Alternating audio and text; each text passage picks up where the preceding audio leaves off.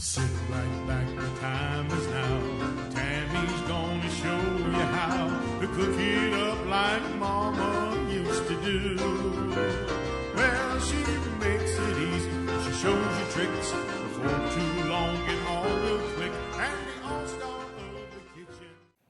Hey y'all, it's Tammy and Chris with Collard Valley Cooks, and we're making a family favorite everywhere, sausage balls. Using our Swaggerty sausage, fresh, good ingredients, no Bisquick, everything's from scratch. So let's get started. All right, we're making sausage balls, everybody's favorite, and I do not use Bisquick. I use my white lily flour. So I'm going to teach y'all how to make sausage balls when you're using plain flour, not plain flour, but self-rising flour instead of Bisquick. And this is absolutely delicious. And so we're going to be using eggs, and I'm doubling my recipe. I'm going to be using eggs, green onion, parsley, butter, sausage, cheddar cheese, and flour. So that's your ingredients, and we're going to get started. And the first thing we're going to do is chop up our herbs. Now, if you don't have fresh herbs, you could slice a little onion if you want to, and put in there, and then just throw in some dried, like a salad blend. So we're going to chop up, this is parsley, and it's not curly parsley, it's Italian flat parsley. Now you're going to want to chop this pretty good. And now we're going to slice up our green onion. I'm going to slice this one in half because it's pretty fat. And then I'm just going to cut them thin.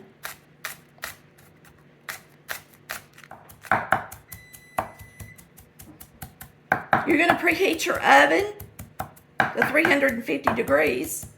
And I'm going to do these a little bit different than I did originally. Originally, I grated the butter and mixed it in with the flour, and I'm not doing that today because my butter's at room temperature. And instead of doing this by hand today, like I did in the original recipe, I'm using my mixer. So you can use the original recipe, grate your butter, and knead everything by hand, or you can throw it all in your mixer if you've got a stand mixer and do it this way. But you really need a stand mixer if you're going to mix it up this way, not a hand mixer, okay? It is hot sausage, all right? And remember, I am doubling this recipe, so it's going to be 2 pounds of sausage instead of 1 because I want to share some of these. Oh, I was going to beat up my butter first. It's all right that that little piece is in there. We're going to put this in there and beat this up and get it mixed up good, and then we're going to start adding some other ingredients. So it's supposed to be 3/4 of a stick of butter, and so really it's 1.5 sticks of butter. And I will say this, sausage is not as greasy as it was when we were kids, or I don't think it is. And so if you want them to really be more greasy, you can add a little more butter if you want to, all right? But this is the way I make it.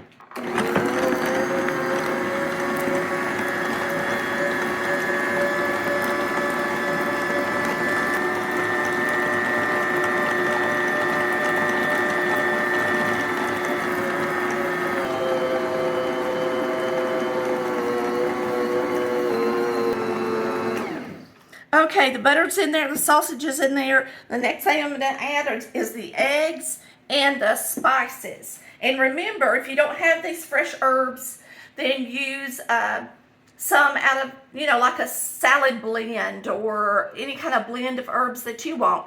But it's really going to make your sausage balls over the top better than everybody else's. All right, so try to get something in there.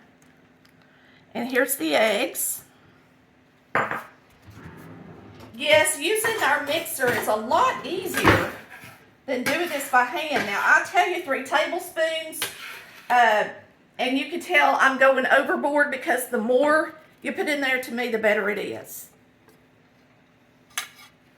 So I used a little extra, and even if this is a double recipe, because it's going to make it taste so good, y'all.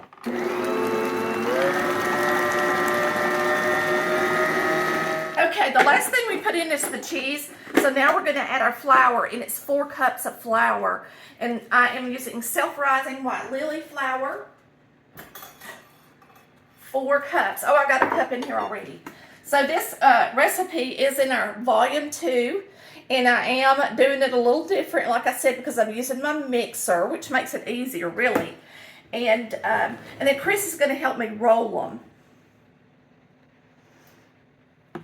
So we'll start with 2 cups, and then I'll add 2 cups while it's mixing.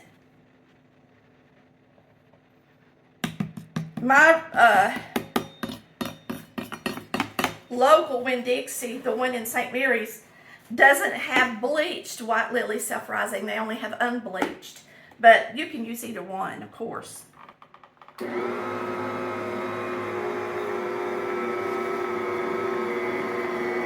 That's 2 cups.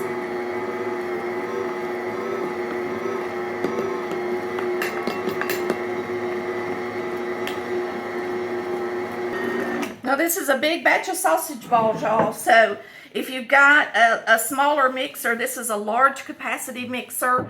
And look, I learned something the other day. My mixer, the ULs on wattages has changed. So this mixer is actually a 500 watt, and the KitchenAid standard is 325 watt. They changed the wattages UL wise, so I thought I'd throw that in there in case you didn't know.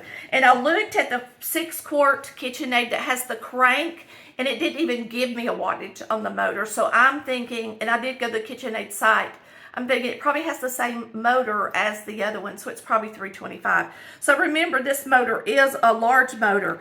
Another thing about this mixer is it has a 3-year motor guarantee, warranty, and I believe the KitchenAid has a 1-year warranty. And y'all, I don't make any more money when I sell this through my website than I do if I sell a KitchenAid. But I'm just letting you know the information on it so that you'll, you know, I think that's good. Okay, we got it mixed up. It was hard to do. I'm going to tell you, I had so many people after I mixed this up by hand tell me to use a mixer. And I think I would have been more successful if I had not doubled it. So just make sure you use one recipe at a time, 1 pound of sausage recipe. If you do use your stand mixer, we did get it to work finally, but this is a lot of sausage balls, so me and Chris are actually going to roll them together, and so y'all can watch us roll them and get them out on the pan, and we'll talk a little bit. All right, we have a ton of sausage balls, so I'm going to help Tammy roll these so it doesn't take all day. So you want them about walnut size, so just pick it up and be ready to have dirty hands. So that's about how big you want it, Chris. Don't make them bigger because that's perfect. Because you want them all to cook about the same consistency. All right, y'all. Did y'all make sausage balls growing up? And did you help? And I am going to encourage you to try these sausage balls because they are really different than the Bisquick. They're absolutely delicious. They got a lot of flavor, and I think that the family's going to love them, and friends, of course. And the Swaggerty sausage, even though we're using hot, it's not really hot. You know, it's a really good flavor. Right. Because Tammy doesn't like hot stuff, but she likes the Swaggerty hot. I do. It's not overpowering, you know. And so the kids will really like them too. So tell us what you're making this Christmas for appetizers, and let us know what your family really loves, okay? That would be nice to know. And you know what? The good thing about these is it's not going to hurt if you make them the day of, because everybody can get in there and help roll them like we're doing, and it's just something that everybody can do together. Now, one thing that I have noticed, and I will say this, is a lot of people make sausage balls, and I don't know why, but they leave them out all day. And, I mean, they do have meat in them, so I would prefer, if you make sausage balls, that you do put them back in the refrigerator after a while, and don't leave them out all day, for heaven's sakes. And a lot of people do. They just put them in a pack, you know, and just sit them out, let them sit all day. But I just, because it's meat, I don't think you should do that. Do you, Chris? It's probably not a good idea. All right, y'all, it's time to cook these. Now we got a bunch. And I will count them as I go, but remember, some of these are a little larger than a walnut. Out of my tray, I think Chris did a better job rolling than I did, as far as the size of his. 1, 2, 3, 4, 5, 6, 7. So that's 1, 2, 3 and a half dozen on the tray. All right, the recipe says it's going to make from 40 to 60 sausage balls. It's according to how big you roll them, okay? So that's a single recipe with 1 pound of sausage.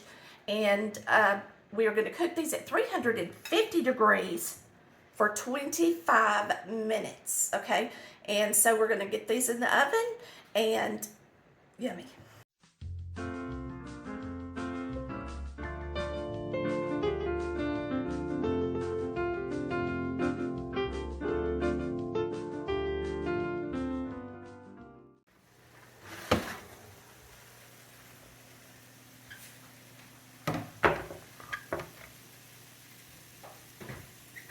They look good, don't they?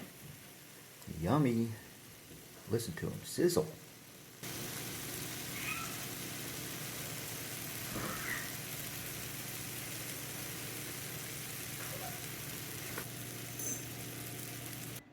All right, so we're gonna take these off. You can see that they look good and done, and they should be good and brown on the bottom. Make sure you let them cook long enough.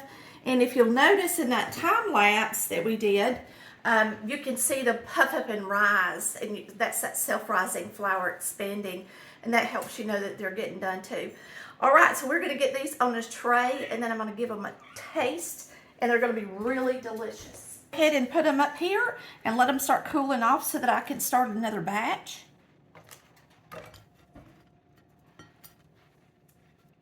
All right, now for the fun stuff. Trying one of these suckers. I'm gonna open it up. You can see the little herbs and onion in there. Our cat's in there playing. She's making a bunch of noise.